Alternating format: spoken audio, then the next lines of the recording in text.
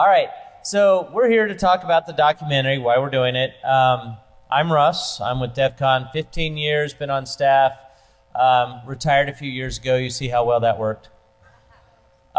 So I want to talk a little bit about, before we get Jason on stage, because he's going to be much more entertaining than I am, I want to tell you a little bit about why we went down this path. Have any of you been here since DEFCON 1? All right, I didn't think so. How many of you have been? Yeah, the two on the stage, right? They're like, yeah, well, we have. How many of you have been here since at least DEFCON 6? All right, so we got about 5 hands. DEFCON 10? 15. All right, so it's getting more and more. The trick here is that, you know, when Jason and Dead Addict and DT and I were all younger, it was a very, very small community of people that were using computers, right? I mean, we didn't have a lot of friends unless we were dialing them up on a BBS or meeting in a local computer store or whatever else. And so 20 years is considered a generation, and the fact that DEFCON has survived for an entire generation was really, really nagging at us, because we didn't want to just let it fly by like every 3-day conference that we have every single year, right? So we decided to go ahead and take a chance and do the documentary. And how many of you have seen Jason Scott's other productions? All right. Yeah. Jason does a really, really good job, right? He's got one on bulletin board systems. He's got another on GitLamp, and he's working on several others, and he's got some other productions. And he's done a lot of really, really good work over the years. You know, he runs textfiles.com. He's archived all those text files that we all used to accumulate on our computers because we had this drive to collect all the information we possibly could, even if it was, you know, how to mix bleach and ammonia and make something deadly and kill your cat, right? I mean, that's kind of what he does. He's keeping that stuff alive for us. And with DEFCON hitting 20, we wanted to go ahead and do that. And it was really difficult to come to grips with the idea that after 20 years of telling people that they can't take pictures across the crowd and you can't photograph everyone and hackers are really weird and paranoid and you're going to freak everybody out, that we're going to bring in a bunch of film crews and a bunch of photographers, and we're going to have everyone doing this, right? So it became a certain irony in this, right? So we tried to let the community know what was going on. This is very important for us. We have put about $50,000 into this of our own cash. So, you know, aside from liability insurance and the money that we spend on the documentary, and we're likely to go over that a little bit because some of the people we wanted to make it here for this weren't able to make it, and we still want them on film. But what you guys need to know is, in the spirit of DEFCON, Jeff is still going to give this away at the end of the year. You don't have to buy the documentary. You'll be able to download it. All right? So the core documentary itself is going to be free. We're going to have a ton of photos. He's talking about putting a photo book. We've got a bunch of, you know, off-camera stuff that's happened. We've got all the outside footage, all the other little stuff that he wants to put together into a DVD set, right? So it's going to be the DEFCON 20 documentary set. So you can watch the documentary absolutely free. You can download it. You can share it, whatever. But if you want to buy the set that has everything on there and probably has pictures of you and things like that, then we encourage that because it helps offset the money that we put into this. Now, it's not a requirement. We don't care, all right? But if you want all that extra stuff, if you really want to remember this, you can do it that way. We have a lot of stuff here that's going on this year. You can get into the documentary just by being at these various places. You can get there by asking questions. You can be there by participating in contests. We have Lockpick Village. We have Wireless Village. We have Hardware Hacking Village. You've got the Badge Hacking Contest. We've got a ton of parties. How many of you were at the Toxic Barbecue yesterday? All right? So there's a lot of stuff going on that you can just get on film and be part of this and, you know, this is historic for us, right? I mean, it's moving on to the next generation. We've been here for 20 years. It's time for somebody else, right? So I'm going to let Jason get up here, kind of explain what he's doing, his teams, show you the trailers. If you have questions for either Jason or I, we'll be here afterwards. We can kind of explain the motivation and the justification why we did this even further. But suffice it to say, we really do love DEFCON. We love the hacking community. We want to document everybody that is part of this and kind of the history of where we came from and how we got here. So it's going to be very busy the next 3 days. If you have any concerns, questions, that kind of stuff, let me know. And I'm going to introduce Jason Scott, who is producing this for us. And so please give him a big round of applause.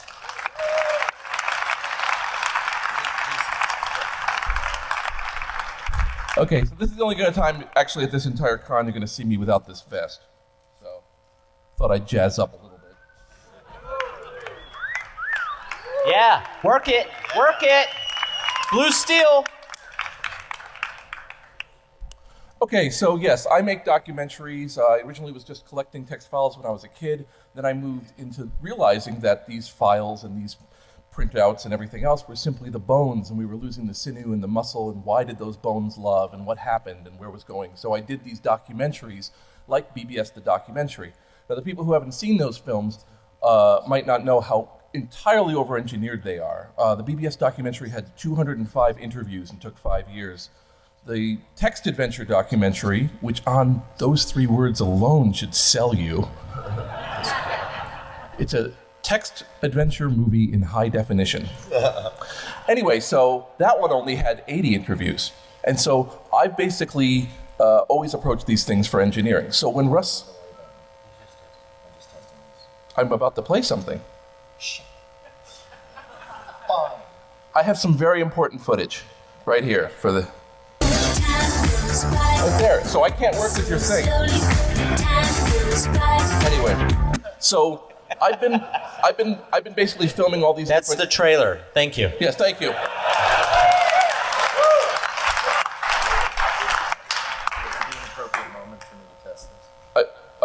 I mean. Yeah, really. Yeah, I mean, I don't know. How many speeches do you give where the next part comes up and says, "I got to work on this"? Is it something we got to show? Yes. Okay. Is it something? You know, I can recover from anything, but you're pushing it. I mean, It's fucking DEFCON. there's literally a guy standing next to me being like the set, like there's one urinal in the bathroom, and you're like, how much did you drink? All right. So, Showing something? yes, yeah, this is the documentary filmmaker guy is going to show a couple things and keep talking, but you're going to literally stand here. The reason I wanted to capture DEFCON was because it was a almost Swiss watch perfection of engineering arrangement. Did It's we like get that on every film? single event occurs. So before I do anything else, I just want quickly, my members of my team, just to hop up here very quickly. So we're basically wearing these very bright orange vests. We were trying to come up with a way to have it that people sort of had the option to kind of avoid us. The best thing that we could come up with was everybody's wearing a really bright orange vest that says documentary on it. So if you see one of these assholes, just run like crazy. So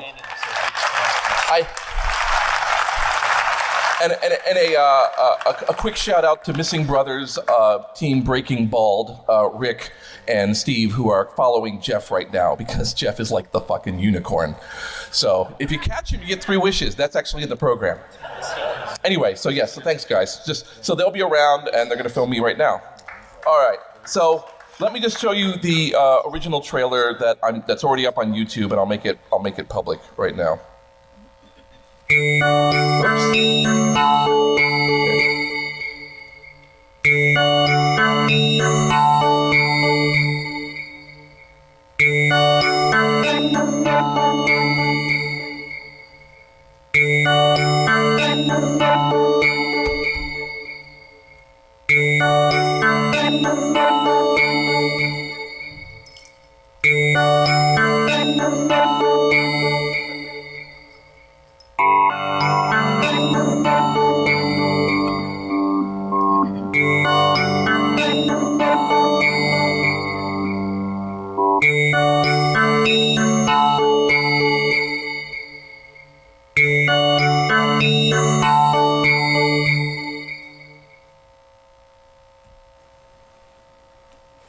Welcome to the DEFCON documentary. Is it time for the in-flight movie? Yeah. Here's your movie. No, thanks. Oh, I've seen it. It was wild, yeah. It was unlike anything I had ever been to before. It's like a giant party that doesn't want to end. No kidding. That's what we do. We come together and we do the hell out of it.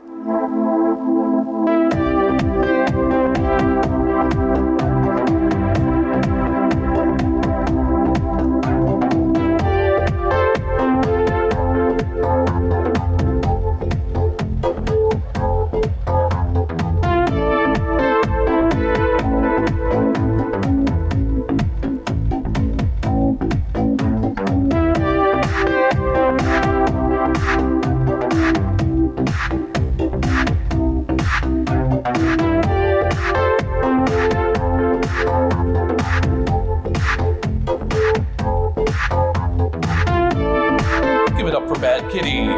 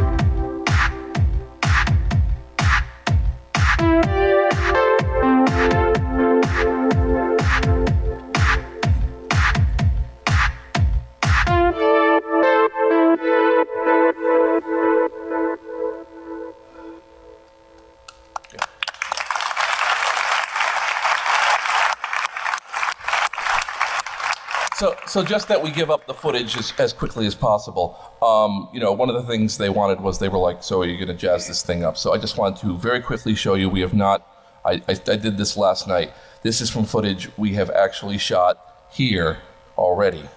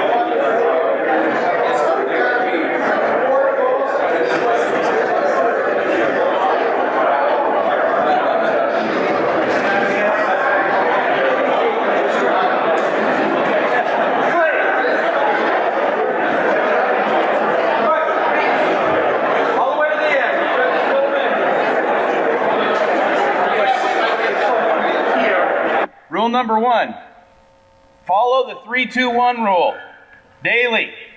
And please bear in mind these are minimums. At a minimum, 3 hours of sleep, 2 meals, 1 shower. Because it's an opportunity really for him to experience something different, a different type of culture. And I was here last year and I bought him a hoodie. He's and totally I just thought picking his this year, pocket. It's time to bring him out and bring the wife out and get them to see what it's like, what the whole hacker culture is about. And despite the fact that we've grown bigger, that's still what this event kind of is. It's just a lot of people who like each other, want to show off what they have, want to share what they have, and want to be safe. Fire in the hole!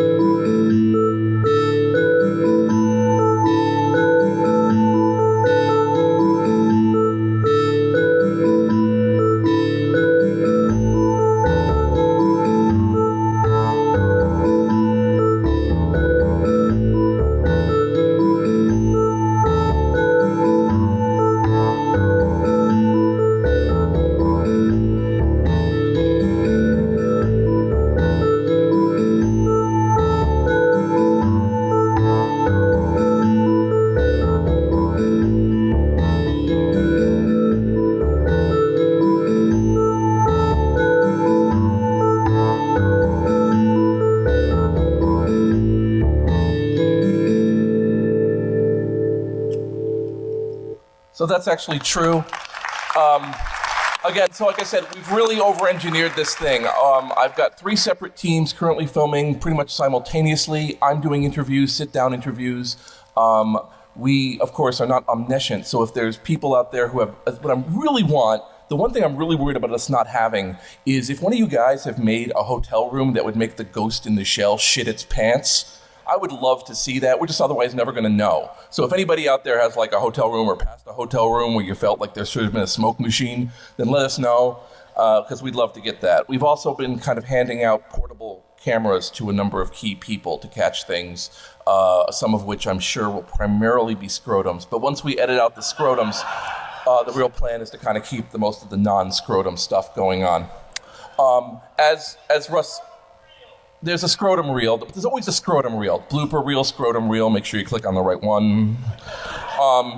And I'm just going to play one more. This is the third of the 3 footages. I put this out a little while ago because they want, I mean, when you put a lot of trust in somebody, even if the guy has a pedigree, you want to prove that you're actually able to produce something that has some meaning. So I visited Joe Grand, the previous badge maker, at his house, and just quickly put together some stuff about the badge, and this is basically an initial shot at it. I will be creating longer version short films about specific things. We have, for instance, well over an hour or something of the DEFCON shoot, some really wonderful footage. So that's going to be its own bonus feature. But this is something with Joe. DEFCON's always had really cool badges. Of course, DEFCON 1 was a piece of paper, but they've tried to do unique badge designs from the beginning. Jeff Moss had said, Joe, you should really do a hardware hacking class for Black Hat, because they were getting into training and everything, and I designed a circuit board in the shape of my logo, little G for my Grand Idea Studio logo. And I would have the students learn how to solder on that and desolder and essentially, eventually hack the circuit board to defeat a security mechanism that I put in there. And Jeff Moss caught wind of that and said, oh, those are really cool. We should do something like that for DEFCON. And that's how it started. It was just, he had seen the badge I put together and said, we should do something like that. I got on the phone a few times with Jeff and Ping to just come up with some general concepts. Let's try to keep it around $5 a badge. We don't want to spend too much money on it because we don't know if people are going to like it. So try to do something pretty basic. And by the way, we need 6,500 of them. I was like, holy shit. Yeah, so the key here is, I'm trying to do real respect to this event.